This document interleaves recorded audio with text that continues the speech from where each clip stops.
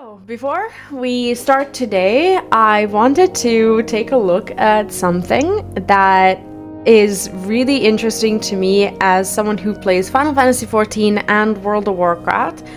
There was an announcement, or let's say a teaser recently, about housing in WoW, and this is basically a blog post, not even a video or anything, that was made on February 5th, which was 3 days ago. I'm late. On the Blizzard blog, and it's called Building in Azeroth, a first look at housing.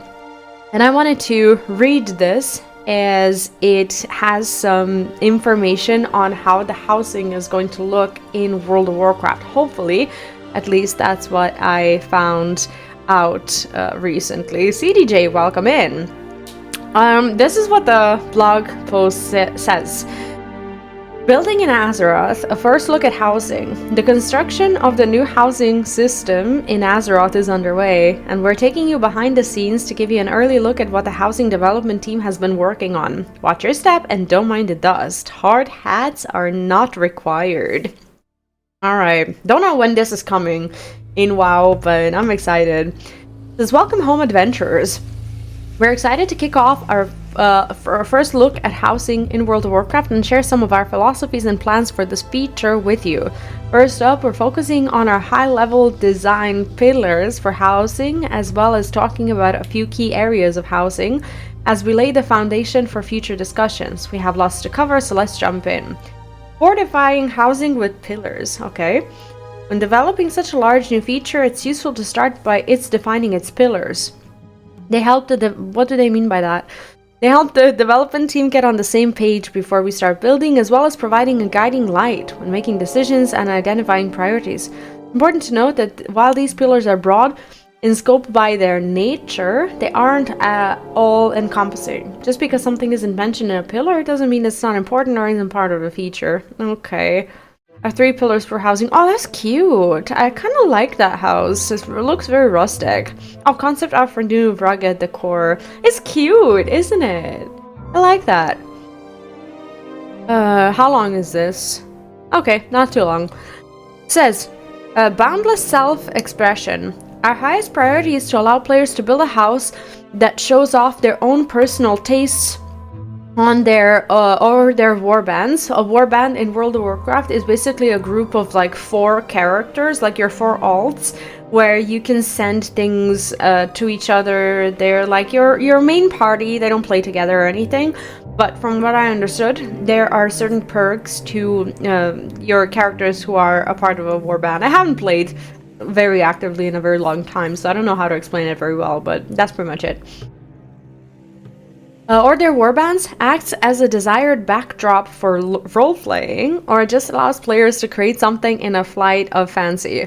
The toolset should be easy enough for someone with no 3D experience to be comfortable with and use successfully, but it should also be powerful enough that players can surprise us with their creations or drill down to get the tiniest details just right.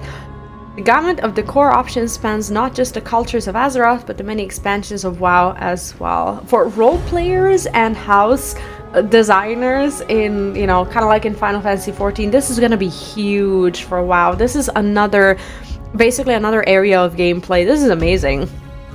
Deeply social. World of Warcraft is more fun with other players, and housing should be no different. While players can enjoy housing purely on their own, its systems are designed at a fundamental level to encourage interacting, playing, and progressing with friends, neighbors, guilds, and the wider community in a meaningful way. How? I have to know more. Long-lasting journey. Housing is being built as an evergreen addition to the game, with its own roadmap reaching across multiple patches and into future expansions. Housing isn't something players should expect to finish, but instead continually look forward to the next housing release, be it new content or systems. This is a long-term commitment for us as developers and offers players rewards all along the way.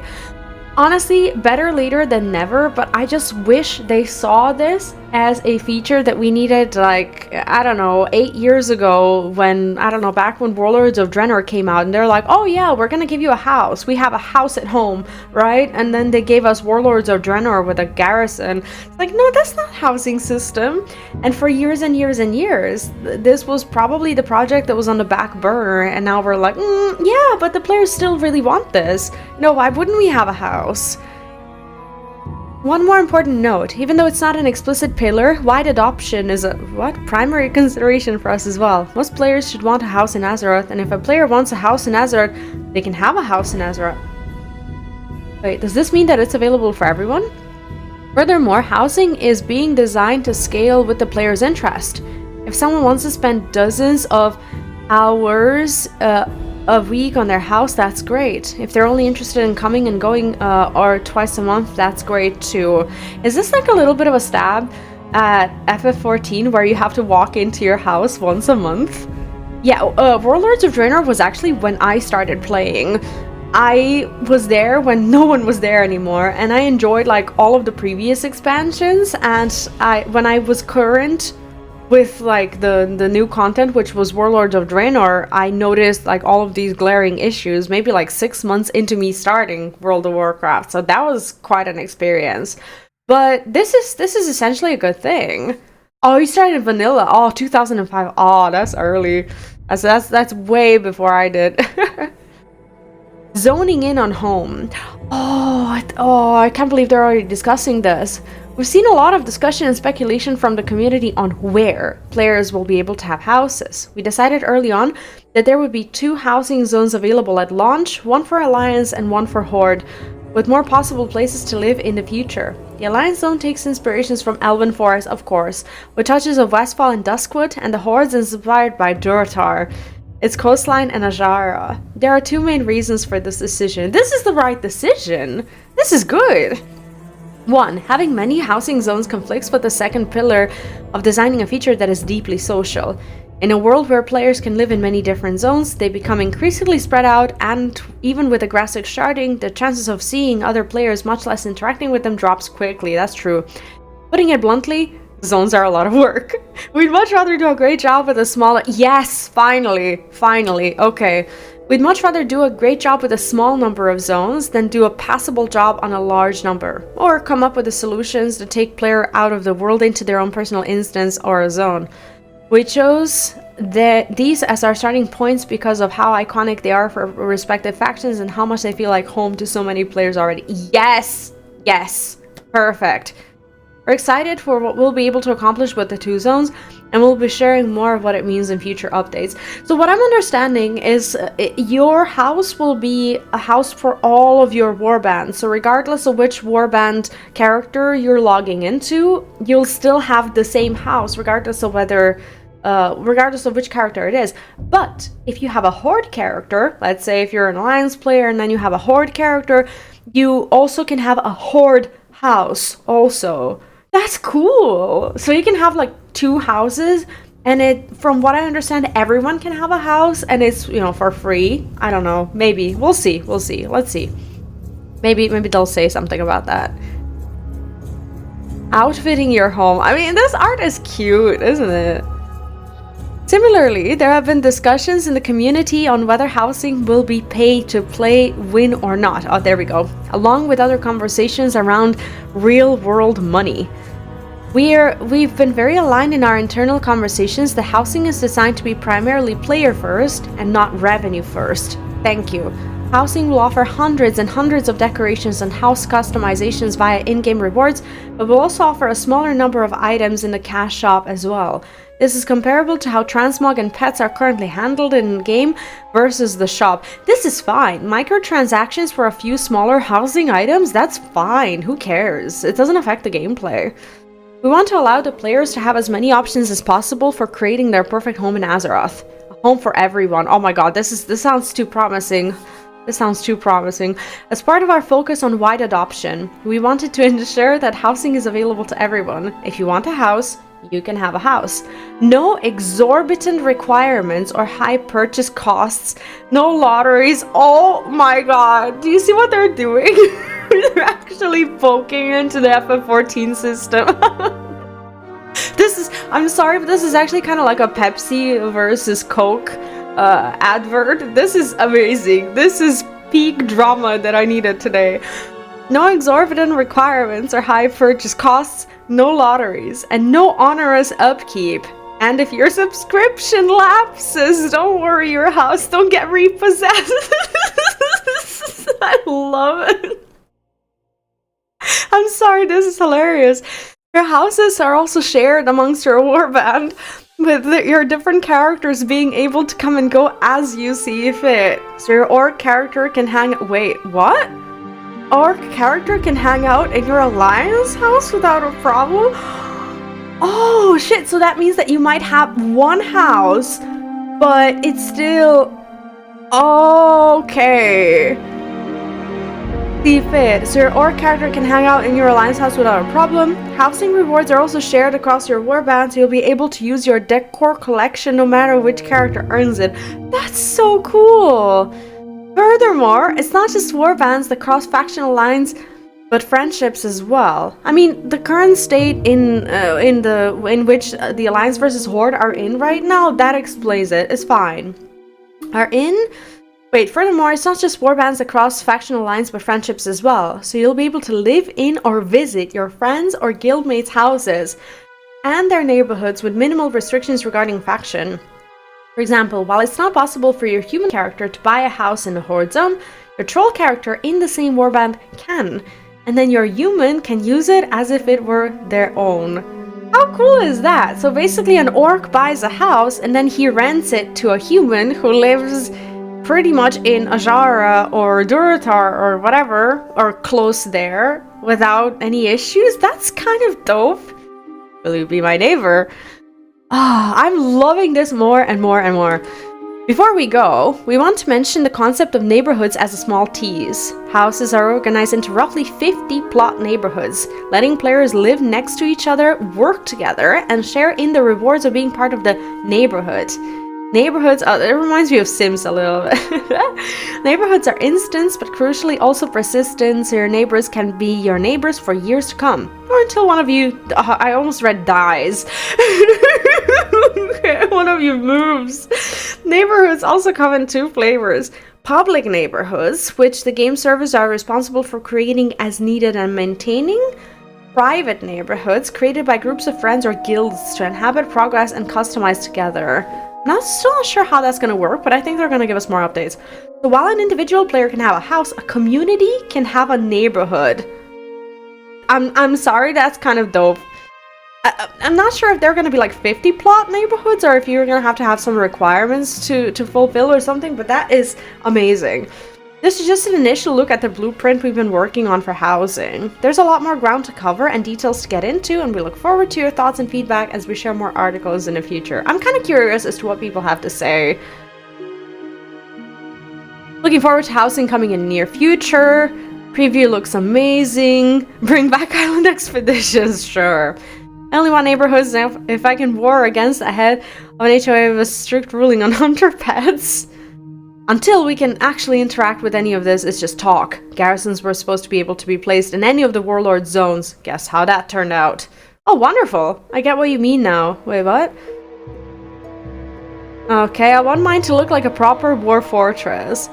Classic Blizzard. We started and the house is already burning. Wait, what? Oh, right, okay.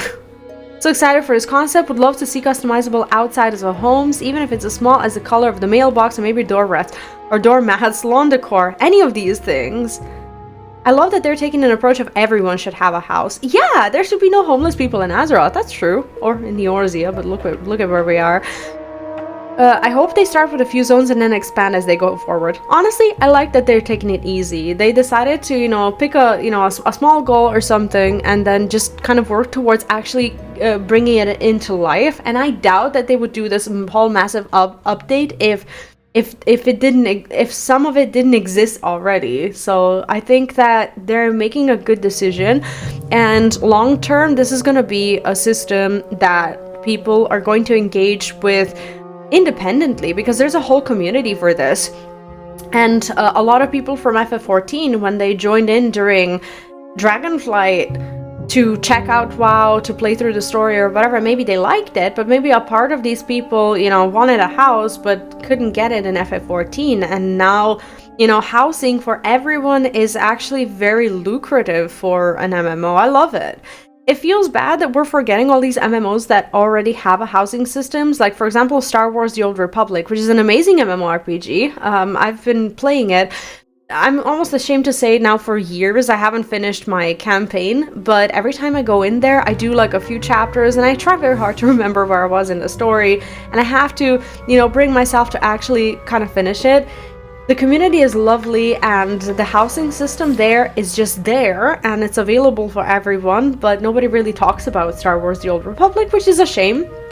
But I think that if we're, you know, comparing FF14 with World of Warcraft, which most of the time people do, this is really lucrative. This looks amazing, and I'm actually really excited. They didn't say what patch this is gonna come in, and I think there's gonna be plenty of beta tests and everything, and you bet your ass I'm gonna be all over it. I mean, I'm playing WoW anyway, and I think that this might just make me play more actively because I'm actually excited for something.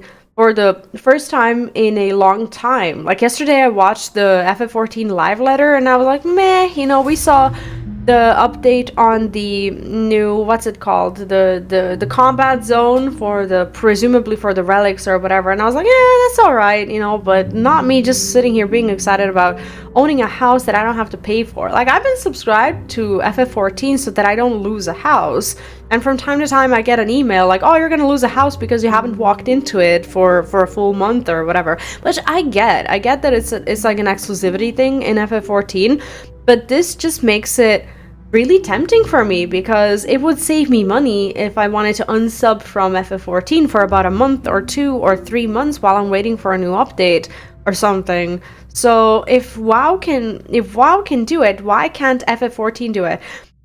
There was one time when I asked myself this question when I was comparing the glamour system of WoW, which is still unprecedented in my opinion, and the glamour system of FF14, and now with housing. I don't know, like, what is it about the engineering and creating these systems that just makes it impossible for FF14 that when you collect a transmog or a glamour item for it to not exist in your inventory as an appearance, and you have to have an item instead.